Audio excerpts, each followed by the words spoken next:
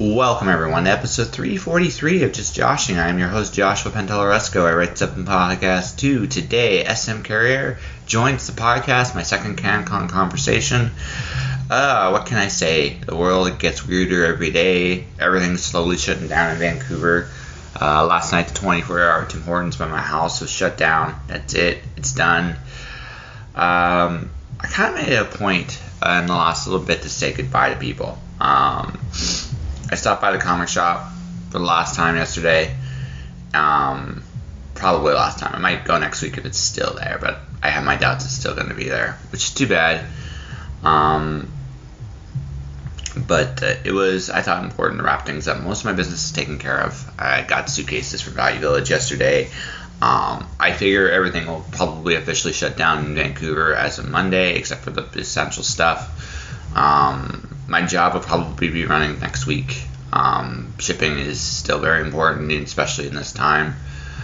It'll probably be the last thing to go if and when it goes, although the freight's going to drop dramatically next week, which is fine. Like I said, I gave my notice this week. It felt very cathartic, actually. I can't wait to work on what's next. I'm in a very, very good situation going into this in terms of finances, in terms of getting myself really rolling. So I'm not gonna really suffer the same way. I mean, I'm gonna have cabin fever like everybody else, I'm sure, but then maybe not.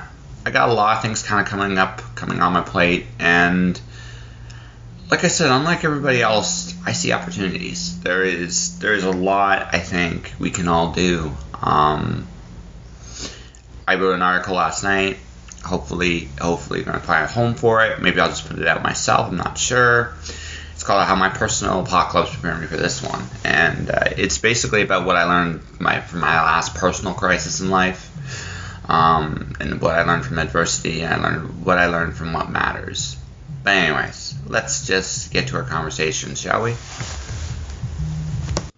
This episode of Just Joshing is sponsored by Indie Imprint. Indie Imprint supports creators by creators. Whether you are writing a book or creating a video game, Indie Imprint works with its clients to produce, edit, and present their projects to the world. For more information, check out their website at www.indieimprint.com. I'll get one as soon as I go back upstairs. Okay. So the recorder is actually on. We are both coffee deprived. I've had a chaotic morning. Yeah, it sounds like it. Yes. Although good chaos. Yesterday was my chaos. Today, literally, this is the only thing I've got, and I'm so happy. Well, see, I didn't win the Aurora last night. Oh, no. So that means I don't have to wear a tutu today. Well, that was the deal? You had to wear a tutu? No, see, because I won the Aurora last year. Right. So if I had won it again this year, right, I would have had to wear a tutu and sing "Oops, I Did It Again" by Britney Spears. That's hilarious. Yes. Who started that? Well, I want to shake their hand. "Oops, I Did It Again" was my idea. Oh, I see. Right. But the tutu is? Pat Flowing. Oh, really? So me and Pat are actually really good friends, right? Her assistant in the West Coast is actually my editor for my novel. Oh, nice. Yeah. So I got to. So I've been very fortunate. Pat's actually one of the most helpful people you'll find in the industry up in Canada by a shot. She's one of the best people in it. Period. But the thing of it is, right? So my nickname for her is Sarcastic. That's her supervillain name. Because I did an interview way back in the day, and that was how we were coming up with supervillain names. And hers is Sarcastica? Yeah. Damn, that's a good one. Well, I know. I wish that was mine. Yeah, it's hers. You got you right. Oh man. You got to find your own, okay? You have to figure out your own supervillain name. Right. What would my supervillain name be? It would have to be something ridiculous. I'm a mess. Oh, there we go. A mess. No. Literally just a mess. No, because that's not. All one word. No, it doesn't work. Because I'll tell you why. A mess is a force of nature. It doesn't mean you can't be it. So's the Hulk. No, yeah, but Hulk is a name. Hulk is a name of it. It's like there's a storm. A mess is a very vague term. It's what kind of mess are you, right? So my day jobs, I nicknamed my day job a sparkle muffin. not the spider sparkle muffin, but just because I saw a YouTube show with a friend of mine I helped fund. She made a Princess Toadstool-like character called Princess Sparkle Muffin, and when she gets drunk, she's a hot mess. So when I look at my day job, that's how I describe my day job. It's nothing but a hot mess at the best of times. Right. Right. I just go in and I say sparkle, sparkle, and move on. All right, so essentially you're the Marie Bilodeau of your particular job. She's very much about the sparkle. Oh yeah, she's totally about the sparkle. Yeah. But hers is probably a little less ironic. Yes, right. Mine is my little rebellion against the universe. Like it's like my sparkle is shit happens. It's essentially fair enough. Right. Whereas her, somehow I just feel she would just sparkle everywhere. Marie? Yeah. Yeah, she does. It's really annoying. Yeah. I don't know how she manages it. I've had her on the show. Me and her, we're going to start an oatmeal chocolate chip cookie cult. Ooh. See, here, controversial opinion. I actually really like raisins in my oatmeal cookie. See, we've had this dispute with people too. There will be blood. No. First off, there's no blood. No. There's no blood. That takes all the fun out of it. Well, no, not with us. I mean, you don't. Cookie people don't pick on other cookie people. You pick on everybody else. I disagree. I have seen fists fly in arguments about which cookie is the best. Fist fights. I mean, almost. I have been sort of stepped in between two people and gone, whoa. They're just biscuits, guys. But yeah, some pretty heated arguments. That's intense. Yeah, some really heated arguments. I guess if you pick a side, that's the hill they chose to die on. Okay. Which biscuit is the best biscuit? That is oddly insane. Yeah. Yes. It's fun to laugh about after, though. Oh, no, because nothing happened. That's it, nothing happened. Yeah, if something did happen, then it would be absolutely insane. Well, it's still kind of insane, but it's fun insane. Yeah. That's why I'm training the cookie wars. Yeah, that's right. Book pitch coming soon. Who will in? Oatmeal, chocolate, or raisin? Chocolate or raisin. Dear God, I actually probably could write that story. It'd be funny. Yeah, it would be really funny. Well, it is the nature. Like, my stuff tends to be more on. I have a very dry humor, right? Oh, good. Yeah. So my novel is about it's Matrix meets Indiana Jones in concept, but it's about a cowardly character that follows a girl with a gunblade into the cloud. He gets a file that everybody from zombie monsters to unicorns that fart rainbows wants. Oh, dear God. Doesn't that sound glorious? That sounds like it would be a ridiculously fun read. It is a ridiculously fun read. There's all kinds of things in there. Like, there's so many Easter eggs to video games in the novel. Oh, I love it when people do that. Yes. Right. Some of them are obvious. I do have the Connie code in there, but there's some that are not so obvious. Yeah. And right. I really loved, like, sort of the Easter eggs that make you do a double take and you're like, wait a minute, was that a thing? It happens a lot in TV shows. Yeah, TV shows do that because, again, stories feed off each other. Mm-hmm. So I was doing my reading here. I did a reading on Friday, and I had there was a mix-up with me and Matt, who the other guy was supposed to be reading at the time. So we did a compromise. He did the first 15 minutes, and the last 15 I would do the middle. That way, there's no snafus, mix-ups, no one got screwed over, and. So you have a good when he's laughing about, first off, your reference style, how you describe elevator music, and second, he got your Wile E. Coyote Easter egg. He got it. Nice. He got it. It's always nice when people get it. And you can see him just going like this, like you're perfect. Because he's writing this dark, epic, end of the world horror stuff, and I'm doing this like sarcastic. My character's a coward and a self-acknowledged pussy. Yeah. Right. And see, I find humor really ridiculous. Not really ridiculous, really ridiculously difficult to write. Absolutely. I am not very good at writing humor. It's quite the skill. I'm impressed. Do you want to know the secret? Sure. There a secret? There is a secret. The Peter Parker method. And this is what I mean. You can't be afraid to be unfunny. Oh, right. Right. Peter Parker, when he gets nervous, and when he's Spider-Man, he always cracks jokes. The reason he always cracks jokes is because he's nervous and he's scared, and this is how he copes. So, the best Spider-Man, not all his jokes are funny. In fact, they shouldn't all be funny. Some of them should be, but some of them shouldn't be, because humor is much like music. Yeah. Right? Is much different tastes. Different tastes, but also there's a rhythm to it. right? Oh. Right. There's a rhythm to humor. If you ever go watch a comedian actually perform, there's a rhythm to it, right? Yeah, I never paid that close attention. Yeah. There's a rhythm to it. So the first joke is very key, because the first joke sets the tone for everything you do thereafter, right? But the first joke has to be really funny. The second joke still has to be pretty funny. When we get to the third and the fourth joke, they're not usually as funny as the first two jokes, right? It's the first two jokes that set up the tone for the third and fourth, and much like anything else, it's a ride. So it's like a roller coaster. The really stuff, you start at the top, take them down a little bit, take them down, then you go back up to something really funny again, take them down, take them down, take them down, then go back up, take them down, and you change the tone, the ride, the intonation. Not everything you have to do has to be funny, but it has to be fun. Yeah. And that's the real secret. And if you can do that, you can do humor. Yeah, I don't know. I'm one of those ridiculous. I'm using the word ridiculous a lot. I'm one of those people that find fun in really morose things, like bittersweet endings that make me cry. Best endings ever. Some of them are, because they feel. That's the other thing too. Like I don't mind happy endings. But the better endings are the ones where there's a little bit, like, again, going back to notes, right? Really, really happy is a super high, and they're so rare.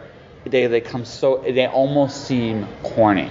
Yeah, Right, so if they're right. not done correctly, they do seem. Right. No one wants to see a crappy ending. The world's depressing enough, right? No, right. Now, certain exceptions, like if I'm reading a horror, like a serious zombie apocalypse novel, right? I don't expect a happy ending. I'm not in this for the happy ending. I'm in this for the vicarious, like, dark under thrill ride. But even if you do see a dark under thrill ride, there's points of light. It's in reverse. Yeah. There has to be points of levity. Yeah. That I get. Yeah. But writing something that is funny. But that's the flip. That's supposed to be funny. But it's the flip side. It's the flip side of that. When you write something morose, you add levity here and there to balance the moroseness. So again, it's a roller coaster. It's a rhythm, right? So you have roller coaster of moroseness, and a little bit of levity, then a lot more moroseness, a little bit of levity. It's almost, again, it's like music. You're putting together like little pieces of story. It's the flip. Humor has morose sides to it. So you add that. So again, you can put that horrible, terrible thing in comedy. In fact, it's really good when you do put these horrible, terrible things. Yes, I can imagine. Right? Comedy. So Terry Pratchett to me is a genius. One of my favorite things about his writing is he always does comedy in his style, but he talks about serious stuff in his comedy. Actually, yes, he really does. Yes, right. Yes. Right. It's one of the things I do love about him. Yeah. So again, if you look at the really good fun stuff, so when we're talking Dr. Seuss, we're talking Terry Pratchett, we're talking Aileen Martinez, looking at all the really fun authors, they don't shy away from serious things. What they're actually doing, and this is another way of looking at humor, they're rebelling against these serious things. Because now they're putting a different light on it, right? Yeah. Like we're talking about something I said, like we were talking about Sparkle earlier for bullshit, right? They're rebelling. Let's be honest. All I'm doing is saying, you know what, this problem is not going to own me. I'm going to own it, because if I say sparkle to it, I can't take it seriously, right? That's true. Right? I just go punch things for an hour. Well, that's how I cope. But that works too, right? but sometimes I don't have an hour to punch things. So sometimes you don't have that hour, or 5 minutes even, or just, headlock of doom sometimes is really good too. Just the pillow, just to squeeze the life out. No, it can't be a pillow. It has to be something solid. You gotta hear it crack. I mean, that's. But, see what I just did? Yeah. It's morose as hell what I just did there, but it's funny. Why? Because I'm approaching it from a point of view of levity, right? Yeah. There's a little levity to the moroseness. So humor, the way you should look at humor is rebellion. Humor is just the rebellion. Anger only goes so far. Anger is what wakes you up. Yes, no, I agree with that. Right? Yeah, Anger is what wakes you up. But it's humor that actually teaches you how to rebel. Because humor is how you can actually resist the problem. Anger eventually feeds the problem if you're not careful, because anger will burn out on its own. Yes. Right. So anger is story time. I I have depression, Mm-hmm. and when I was younger, that manifested in anger. Like I'd punch holes in my bedroom wall, for example, and stuff like that. But yes, it does burn you out. So when I see a therapist, which I recommend everybody does, whether you have a mental illness or not, he basically talked about it being fire. Mm-hmm. And that eventually the fire will run out of fuel, and then just you're an impotent pile of ash. Mm-hmm. And it's a really good way to sort of imagine anger. And it's good. And don't get me wrong, you do need it. Sometimes it's necessary and valuable. Invaluable. But it never is enough on its own. Yes. Right? Agreed. You're right. It never is enough on its own. You have to look at anger as it's a good wake-up fuel. It's a jump start. Yeah, it's good fuel, but it won't sustain. Yeah. It's your jump start. It's like coffee. Coffee is a great pick-me-up. You shouldn't just eat. That shouldn't be your diet, right? That should not be your diet. I mean, it shouldn't be, but. It shouldn't be. Hey, listen. I'm just surviving this weekend. I'm just holding on. Listen, you're a grown-ass woman. You can do what you want. Yes. And that's why I'm having cake for dinner tonight. That's right, because you're a grown-ass woman. Because I'm a grown-ass woman. Do whatever the hell I want. Thank you very much. That's right. I totally understand. It's kind of one of those things. I do ice cream for breakfast once in a while because I'm a grown-ass man. Oh, that's a good idea. I don't have ice cream in the fridge. I must rectify this. The fridge. In the freezer. I must rectify this. Yeah. No one hates ice cream. Seriously. Anyone that says they hate ice cream, would you believe them? Yes. Generally speaking, I take people at face value. Really? Yeah. I know that's the one I don't buy. Because I listen to you, because I think my immediate thought when I hear that is you're full of shit. Not liking a flavor of ice cream. Okay, I can buy that. Absolutely. But I've seen lactose intolerant people put themselves through hell to eat ice cream. Yes, yeah, that is true. I have seen that. I have seen that. So I've seen that, right? But I imagine it'd be sort of similar as somebody saying they don't like cheesecake. I kind of don't. It's not my favorite sweet. It's not my go-to. My go-to would be ice cream or chocolate. Cheesecake's kind of, yeah. But here's the thing, I love cheesecake. Yeah. But I don't doubt it when somebody says, oh, I don't like cheesecake. Yeah. That's fair enough. That's fair, but I if you did like a poll on that one, if someone says, do you not like ice cream, it just doesn't sound right. It just doesn't actually sound right. No, I'll believe them until I see it otherwise. Like if they say I don't like ice cream and then I catch them later scarfing down a pint of ice cream, I'll be like, you're a liar. Don't trust anything you say. Ever. And until they prove that they're liars. Yeah. That one just smells to me. Fair enough. Yeah, it's like, I don't believe you. I'll take your word for it, but I have my doubts. Okay. I've had this discussion with many people, and almost everybody goes the same way. It's like, I don't believe you. I think you're lying, and because who doesn't like what kind of monster are you? I mean, you could say that about anything. I don't like children. What kind of monster are you? I mean, see that one actually, and this is an odd one. I understand that one because I get it. Yeah. But also, I wouldn't be like, no, you're lying, just because I happen to really like children. Or at least, I like my friends' children. I'll put it that way. If I know the parents and I like them, chances are I'll like their kids. But, yeah. Chances are. Yeah, sometimes kids can be a little snotty. So I wrote this story about the evilest kids ever once. I made Children of the Corn, that was you? No, that was not. No. My kids were far more sadistic. Oh wow, okay. Right. So my main character in the story, his superpower is if we had a conversation, if you left at your visual contact, you forget about him completely. Ooh, that's a good superpower. It's an interesting one, but think about if your kid. But the thing is, a kid can do anything to you, and I mean anything to you, and you wouldn't remember. And no, the kid wouldn't even remember doing it, nor would the parents remember to punish. So he was in. I had him in a costume, right, promoting this thing on a car lot, right, and these little kids were beating him up. They plotted. They plotted. It was like a gang of 4 or 5, and they were mean. I just made them like literally mean kind of kids, and they kicked his ass, right? It involved a headbutt to the nuts. It was just one of those things. It was just. So they were little kids. Yes. Oh, Jeez, yeah. okay, that's a bit young for. No. You give kids the opportunity and they can get away with something. They can be sadistic. I mean, yes. I suppose. I don't know. I only have my godchildren to go on. Really, they're the kids I have the most contact with. And well, you know what? Honestly, like all joking aside, most kids are really decent. But it's like anything else. Like that I learned this from someone. Like the kids sometimes that misbehave around you, they actually feel the safest to misbehave around is you. You can correct them, right? Because again, it's also a bit of a pissing contest. How much can they get away with? Yes. Right. So that's my goddaughter currently is pushing the boundaries to see how far she can go. I mean, she's 3. That's what they do. Yeah. No, it's human nature. You want to see how far you can go. I mean, and a kid's job. I mean, when you get right down to it, is they're supposed to take over the house. Isn't that right? That's how it basically. Oh, you mean like back in the day? No. Because here's the thing, right? Eventually, they're going to become an independent, assertive adult that wants their own life, right? Yeah, you're supposed to raise your kids so they can be independent. Right, but the thing is, they're trying to take over at a young age, right?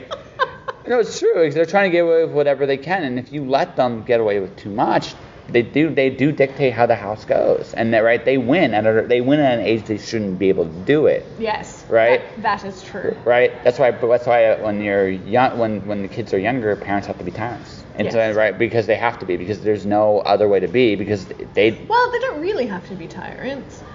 They don't have to be like evil. They have to be strict. Yeah. Yeah. Not tyrants though. Yeah. That might be teaching the wrong lesson. Yeah. Kids, I think. Well, you let go of the reins as they get older. The more decisions they're capable of making, the more they're able to deal with the consequences of their actions. The parent can be less and less strict because really, once a kid can make their own mistakes and can learn how to deal with the consequences, there's not much more really to teach. Yeah. Other than you just be there in case they really need help. Yeah. Essentially, right. Yeah. I mean, I say, I don't know. I don't have kids. I'm not a parent. I just play with my godchildren and then hand them back when it's time to leave. But that's perfect. You get I get all of the benefits and none of the stress, which is probably why I like children. Yes, and also on the flip side, it's also you get to wind them all up and then send them home. Oh, yeah. Of course, you can have cake. Yeah, that's right. Your parents are coming in 5 minutes. Hurry up. Yeah. You gotta do it before they show up, because I don't want to get. I mean.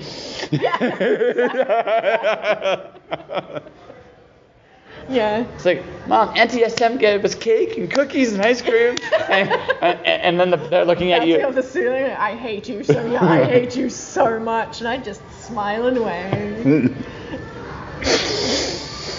Best godparent ever. I've amused you this whole conversation.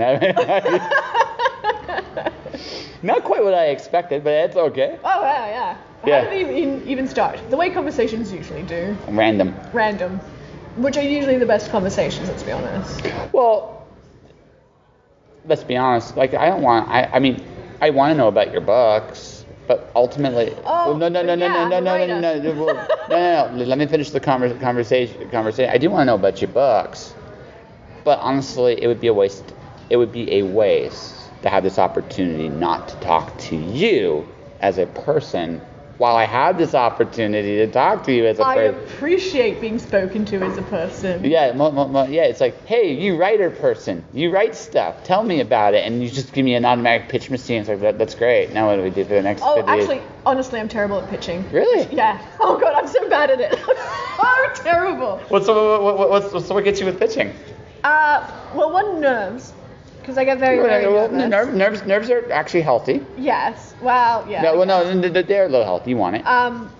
But also I can be a little too close to the work and not know exactly when to shut up and what points to. Because I can have like a really clever subplot that I really want to talk about, or a character that's really clever that I really want to talk about, and it's a huge effort for me to resist because it actually doesn't have that much to do with the rest of the book. But you enjoy it.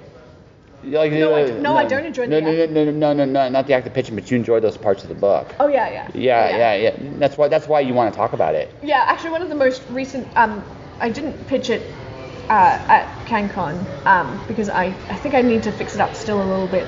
but I have a book that has the easiest elevator pitch on the face of the planet. I can't come up with a decent title. Titles are usually okay for me. I can't come up with a title, but this elevator pitch for the book is fine. Like, I quite like it. So it's basically, it's the Chronicles of Narnia, but with Celtic myth and laser guns. I'm in. Yeah. Right? Yeah, I'm in. It's the only book I've ever come up with that has an elevator pitch. Everything else is like 500 sentences Would you like to hear do you want to hear one of my elevator pitches? Absolutely. I joke about drawing stick figures so bad that they revolt. That's my story. It's a golden story book told in this Stu style about stick figures revolting against their creator.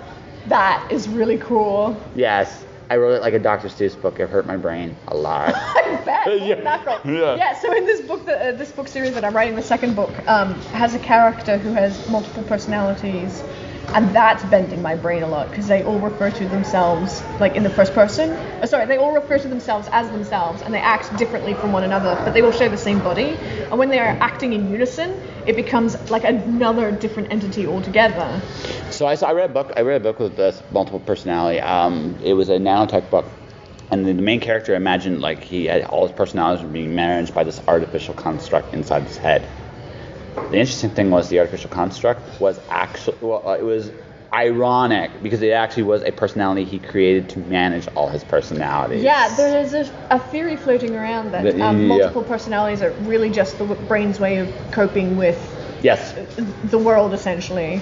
I met somebody that had it, and I actually talked to one of their other personalities. That was an interesting conversation. Yeah, so I was watching a documentary on it, and this one woman, I think she has about 7 personalities, and they all fell in love with the same man. So she's married to this man, and they have a daughter, and the daughter was like, yeah, it's really interesting. You come home from school, you never really know who you're going to get that day. Like, huh. But they were all dealing with it. They weren't treating it like it was an illness so much. And all the personalities were welcome, even like sometimes the gruffer ones. And it was really, really fascinating about. Well, yeah, the interesting thing, like in terms of like coping, some of it, like to deal with pain, there has to be a certain honesty of what like the core problem is, or the nature of the pain you're dealing with.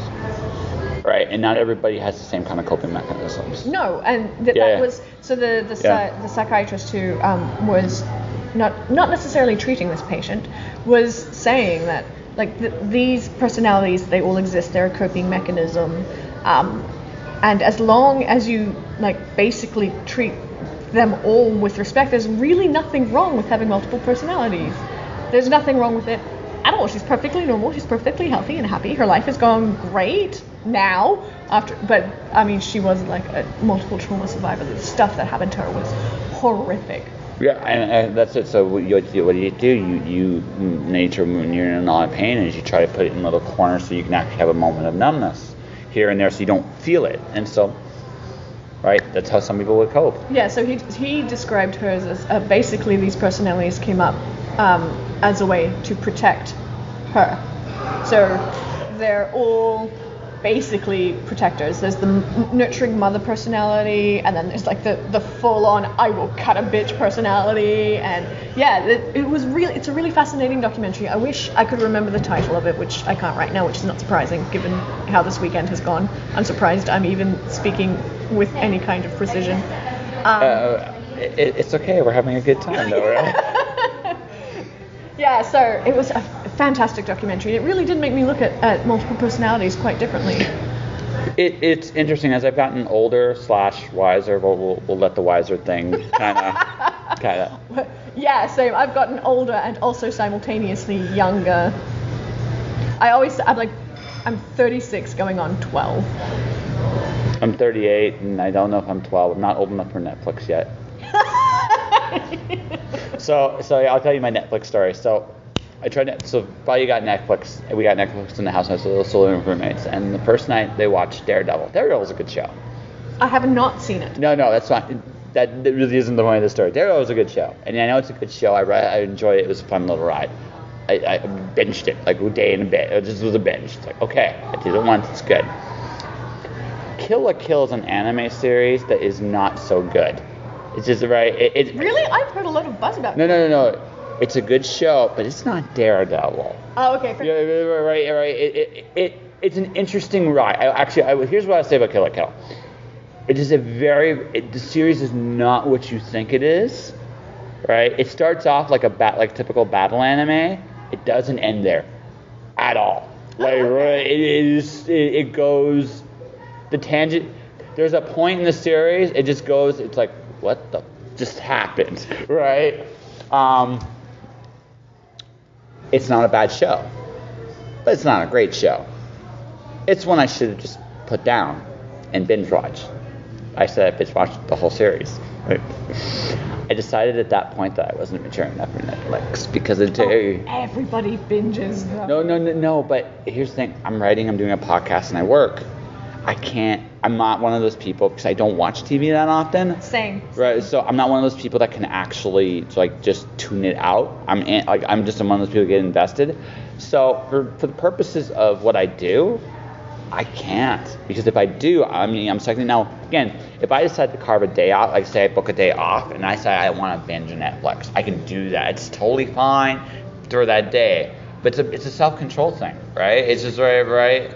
It's like me, I'm going to Kickstarter. I'm not allowed to go on Kickstarter other than once a season because you just back everything you see. Yeah. That's amazing. Yeah. It's like, oh, look, this is good. I'm out of money. Damn it. Yeah. Right. But that's. See, the trick to that is just never be home. I am home maybe 2 nights a week. Yeah, that's but I don't have that luxury because I have to work. I'm working on my podcast. I'm working on store. Yeah, same. I have my regular day job. I have another job teaching martial arts, and I have a video podcast that I do, which actually I'm a little behind on. Sorry, everyone. And yeah, so that's why I'm never home. Yeah. But you're occupied. I'm occupied, so it's easy for I did a binge playthrough of Persona 5. I really like that. Great game. I've not played that one. I am currently playing Far Cry Primal.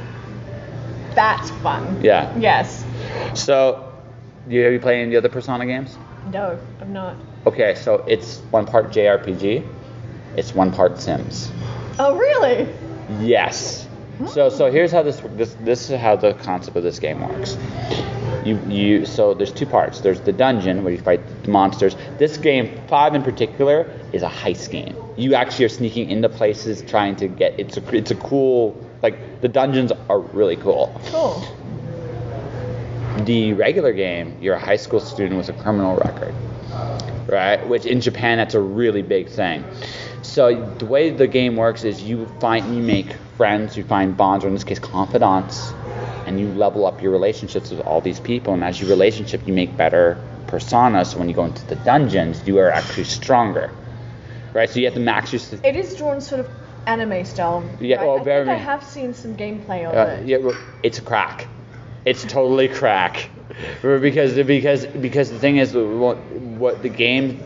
In terms of design, in terms of music, in terms of story, everything in each of these games, they have their own unique design, story, music, characters. Right. All the characters feel very well thought of, fleshed out, in all of the games, not just in 5, but 3 and 4 as well. And it's really easy to get to follow along because the characters are engaging, they're witty, they're fun.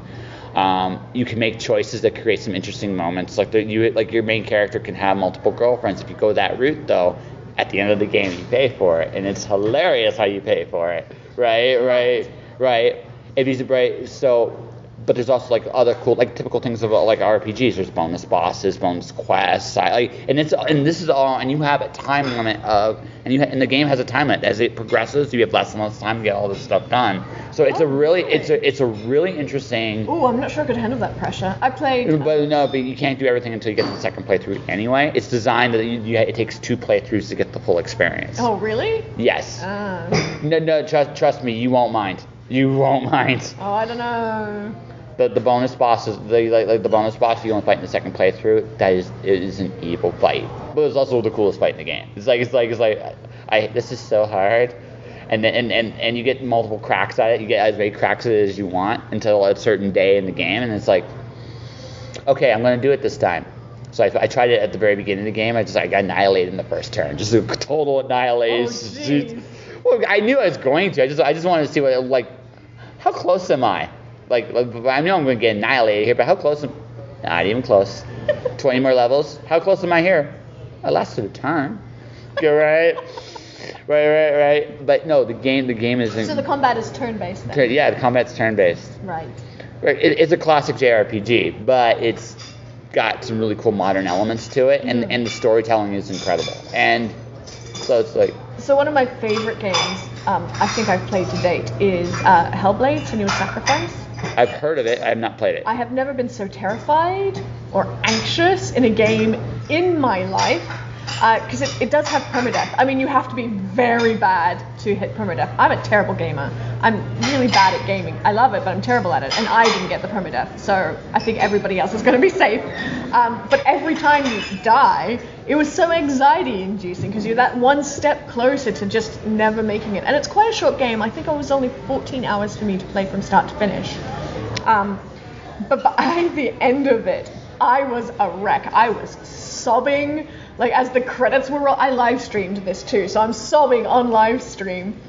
Thank God the song that was playing during the credits was copyrighted music, so when Twitch exported to YouTube, they cut it all out, which cut out the majority of my sobbing. So, yes. But yeah, it took me by the heart and just ran, and it was such a strong, heartbreaking and empowering ending that I was just completely overwhelmed by the end of it. It was a spectacular game. So, and in game endings that felt like that, Persona 3, because the last boss literally is death. You can't win. Oh, really? That's the mechanic? You just cannot win? The idea of the game is you basically fight an embodiment of death. Oh, okay. Right? So the whole game's theme is about dying, accepting that you will one day die, but also accepting that other people will die too. And so there's the big theme. All the Persona games have themes. 3 is death, 4 is deception, 5 is desire. Right? Okay. So death. So you get to the death state, like the last boss. You beat it. You do beat it, kind of, sort of. But there's a prize, and so you get to the credits and you realize what happens. Like, oh my God, tears. Yeah. Right. Yeah. Right. There are very few games that have made me cry quite as hard as Hellblade. Yeah. There are a couple of games that came close. The Last of Us was one that came really close. I haven't played that one. I am such a sucker for parent-child sort of bonding stories, so that was right up my alley. Ni no Kuni. Sorry, what? Ni no Kuni. Another game? That has a very strong mother-child thing to it. Yeah, I was going to say it's also why I really liked the most recent God of War iteration, because that was a parent-child bonding story, and that was really well done. So just out of curiosity, are you a metal fan? As in, do I listen to metal? Yeah. Yeah, depends on the metal though, not all metal. Because here's the impression I've been getting from you from just the games you're describing and everything else I've been hearing about you. You're the kind you're the kind of you have figured out a way to be very welcoming, yet also you healthily let out your aggression. Oh yeah, I healthily let out my aggression. I train martial arts for 12 hours a week, so yeah. But I usually the only other kind of people I know that do that are people that do metal shows all the time because they do. See, I would never go to a show because crowds cause problems for me. I get claustrophobia? Not even claustrophobia, but just like super anxious. Okay. And I always get hypervigilant, which is absolutely... No, that's really bad. There's a certain code of conduct. No one would ever really hurt you. No, I know, and I know it's actually genuinely a very welcoming space. Most metalheads I know are wonderful people. Yeah, they just let all their aggression out in the pit, and that's it. That's it. Yeah. But there's a Mongolian metal group touring the US right now that I wish I could get in on one of their shows. They're called Bagu. The HU. Yes. And they do throat singing traditional throat singing. They use traditional instruments. That's cool. Oh my God, they're so good. I really like them. Their album just dropped a couple of weeks ago, and it's on my playlist already. Yeah, I like the instrumental metals like Nightwish. I like Nightwish is really good. Yes. Yeah, I like Camelot as well. I've not heard Camelot. They're kind of in the same vein as Nightwish, but not quite to the Nightwish. Nightwish is like classical music, and I feel like Camelot's more like contemporary.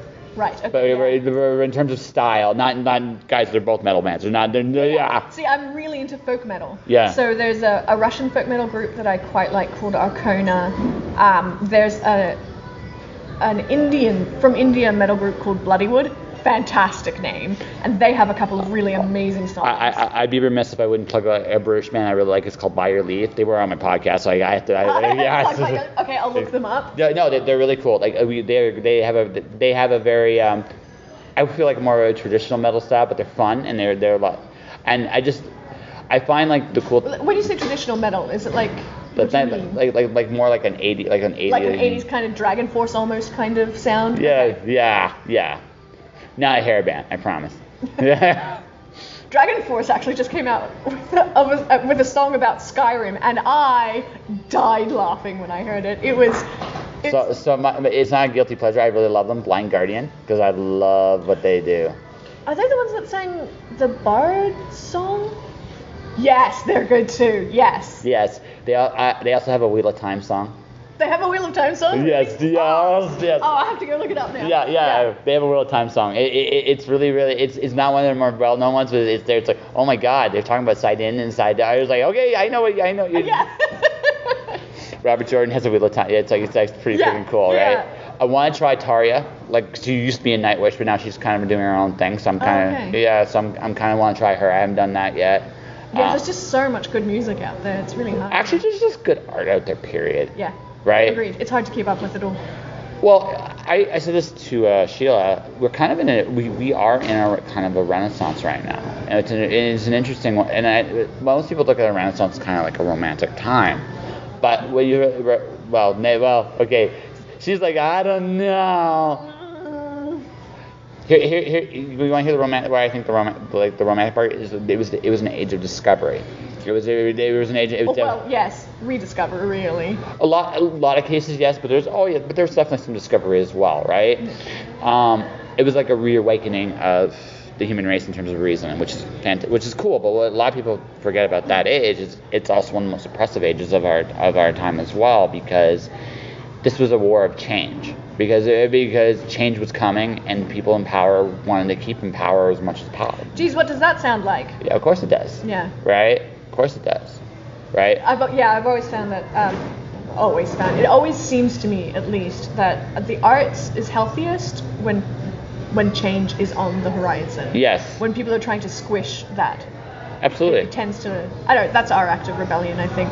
Just create, even though they don't want you to. Well, it's the right kind of rebellion, because it's just one of those. If you try to destroy creation, you're basically in one way destroying yourself, because if you're not again, creation is change, and we'd like That's this. That's just it. Yeah. Anything that isn't changing is dying, basically. Yeah. So when you look down south, you go, oh, I know what's going on there, right? Yeah, I know this fight. Yes. Yeah. But that's actually, I should ask this. SM. What does the S stand for? Sonia. Nice to meet you. we would never actually formally introduce ourselves. That's right. Yeah. It's my first two initials in my surname. Yeah. No. I thought it sounded cool at the time. It is cool, but I'm not. But it's one of those things where it's just like, well, what do I call you? And it's like, yeah. Yeah. Everybody's like, SM question mark. It's Sonia's fine. But that's kind of why I'm almost regretting it, because it's really hard to remember people's names, and then you just remember SM, and you're like, hey, SM. I don't have that problem. No. No, when I chose my rider name, I wasn't really thinking about it all seriously. I'm like, yeah, my first two initials with my surname. Lots of writers are doing that. I guess it's a convention. I'll do that too. And then it became a brand before I could change it. So now it's just SM Carriere. It's fine. Yeah, there's nothing wrong with that. Yeah, I will respond to SM. That's fine. Yeah. I will also respond to Hey You if it's shouted loud enough. Most of us do. Occasionally I get asshole after Hey You. But, yeah. See, this is how, like I said, humor deals with, you gotta have morose in your humor. You do. You actually make it work, right? It's a little bit like Australians. How badly are we allowed to swear on this? As long as you're not a bigot, we're good. Oh, excellent. So the word cunt in Australia doesn't have the same sort of impact it does here. And often you just call your friends that word. So in Australia, it's not uncommon to hear people go, how are you going, you cunt? Yes. It's like, Oh yeah, I forgot. Well, It's fine. no. Everybody's like the Irish love the word fuck. They just love that word. Yeah, well, they have two different ones, Yeah, right? yeah. They have fuck and then they have feck. And Yeah. feck is not fuck, but it sounds so similar. Yeah. So there'll be the feckin' thing, which is like, oh, you mean the fucking thing? And they're like, no, it's not the same thing. You don't go home and have a good feck. Like, I love this. it's different. I wish I had talked to you more this weekend. Next time. Yes. Yeah, I was actually here very much this weekend. Today's No. really the only day that I haven't been running around like a chicken with its head cut off. That's okay. So Friday I was barely awake. I took the day off work Friday, so I had a good long sleep in before coming in. Yesterday I was good. Right, I broke somebody over there. Broke them, as in they started crying, or they laughing, just laughing until they go, okay, yeah. Yeah, I broke. Best kind of breakage. Yeah, I was interviewing somebody. I mentioned the sparkle thing. He just could not stop laughing. I think, you know what, if and he actually said this afterwards, like if you have sparkle on your tombstone, that's actually not a bad life. Well, I mean, it depends. Is Twilight really popular in the future? Like, No. if you have sparkle on your tombstone, and they were going to be like, wait, is he a vampire? Yes. Even though you're like, that's not what happens. It's not a vampire. No. At that point, the answer would just be yes. Yes. Is he a vampire? Yes. Is he something else? Yes. It's like, I don't care anymore. I'm dead. You do whatever you want. Yeah. Yeah. I don't care. Yeah, that's it exactly. Yeah. I won't care. I'll be dead. Yeah. Donate your organs. I don't need them anymore. You can take them. You can take them, kind of, sort of. I don't know. Wait, am I actually helping? Yeah, as long as they're functioning. Well, as long as they're, healthy. well, one, are they functioning? Two, am I actually helping somebody, or are they going to some research lab? If it's one, I'll yes. Two, no. See, two, yes, because that research might be helpful in doing something. In theory, I agree with you. In theory, but I don't want my organs going to some sort of cyborg creature. There's that. It's just. Oh, so my dad is in the alternative health industry, and one of the things I've seen, and this is something I don't really talk about too much, is I've seen people have been damaged by a lot of things done by the medical industry. He fixes a lot of that stuff. So. Well, I'm not saying people have to take care of themselves in the way they feel is right, and I'm not arguing that. What I am saying, though, is sometimes I look at what happens with certain people and things, and I sometimes wonder how much of it is engineered. And there's a little bit of that cynicism when what I do. Yeah, and it's especially not caused by the recent opioid crisis, which was entirely manufactured. Yeah, and he dealt with it. So I got to see it viscerally through him, and it was one of the hardest things he ever had to deal with, because that shit was designed to do what it was supposed to do, right? And it's not just the opioid. I mean, all kinds of medical practices are. If you really want to scare yourself someday, look up Bayer's history. Bayer? The company. Bayer? Yeah, just look them up sometime, and some of the stuff they do is like, holy shit. Yeah. And that's just one of the companies, not all of them. Just like, wow. So in principle, I agree with you, right? But there's just that little part of me that goes, I mean, yeah. I suppose. Yeah. But No. I would rather. I wouldn't mind donating my body to science, honestly. Yeah, no, that's fair. No, I'm not your principles are very sound. I'm not disagreeing with your principles, right? I'm not. Fight. No. No. You'd be like the third person I talked to this weekend that could turn me into like a water balloon animal. Slight exaggeration. That's not true. You just hear giraffe. Poodle. You needed this laugh. Oh, I did. Oh my god, this weekend has been insane. Yeah, you need this laugh. It's just like no. So I introduced Sandra Wickham, Taekwondo, fitness, world class. Taekwondo is hella athletic, my god. Oh, I know. She's athletic, and if you see her, she's got muscles on her muscles. She can flip all the time. You could do that, no problem. Heather, the gal beside Pat, Heather, right? 7 years trained. So it's like, okay, none of the balloon animals. Hey, and then and then I'm talking martial arts teacher. It's like, oh, cool. So one would turn me into a giraffe, another one turned me into a pony, and the third one would turn me into a dog. But I'd apologize profusely after. They would too. It's a Canadian thing. Apparently. Yeah. Well, we do a lot of sparring training in our kickboxing class, but every time a punch gets through, I apologize because I feel so bad that I actually hit someone, even though technically it's their fault for being there when the punch landed or not blocking or moving correctly. Well, no, you don't want. It's interesting when you're sparring, like even when I'm just play wrestling around, you actually don't really want to hurt the guy. No, and here's the thing. Yeah. They're your friends. Like I see these guys 3 times a week.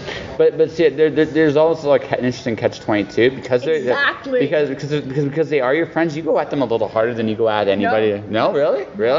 No, not at all. Not at all. Really? Yeah. Yeah. I feel really bad every time a punch lands. Here's the thing. If ever I step into a ring, I stepped in there knowing that I am going to A, get hurt, and B, hurt. That's the whole point. Yeah. One of the reasons why I'll never step into the ring, because the thought of hurting somebody for something as trivial as a piece of plastic glued onto a piece of leather is not something I'm particularly interested in. No, and that's what I guess I should read. What I mean by go at it, not that you're trying to hurt them, but you push yourself a little harder against them because they are your friends. No, you don't. No, I don't. No, every time a punch lands, I feel terrible. And it's something I'm trying to get better at. But yeah, I annoy all of my sparring partners with constant apologies. It's just ridiculous. It would be a different matter if it was a life or death situation, obviously. But yeah, no. Oh, ooh. We out of time? We're just about. Oh man. Okay. So, yeah, I really enjoyed this conversation. Me too. Thank you for asking me on. That was great. So we should actually talk about a book of yours, at least something to promote. Oh yeah. We should. She writes books and no, I mean go. Yeah. She writes books and they're okay. Yeah. No, I always joke because I write in a number of different genres, so I always joke that I'm not really a genre, any particular genre. I write tragedies, basically. If you don't cry once during my books, I've done it wrong. My most recent one though is slightly more hopeful, I guess. I would call the ending bittersweet rather than just tragic. And that's it's set mostly here in Canada. Basically, sometime in the future, we're visited by an alien species. There's a huge war. They annex most of Canada, basically from the border of British Columbia all the way through to the border of Quebec. Becomes alien territory. And then there is way out in one of the way stations is attacked by yet another different kind of alien. And so the invaders and the Earthlings have to team up. Otherwise, everybody's dead. So that's the... What's it called? It's called Skylark. Skylark. There you go. Yeah. Thank you. See, this is why I don't pitch, because I'm awful. It's okay. So how can people find you? I am pretty much everywhere. My tag would be SM Carriere. At SM Carriere on Twitter. SM Carriere Writes, I think, on Facebook. Okay. Look out SM Carriere, it should be there. Yeah. Okay.